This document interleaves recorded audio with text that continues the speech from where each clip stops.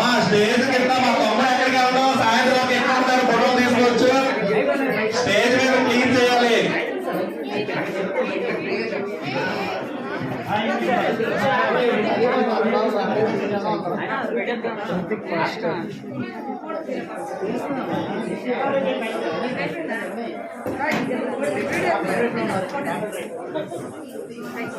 మరి డాక్యుమెంట్లు ఉన్నారు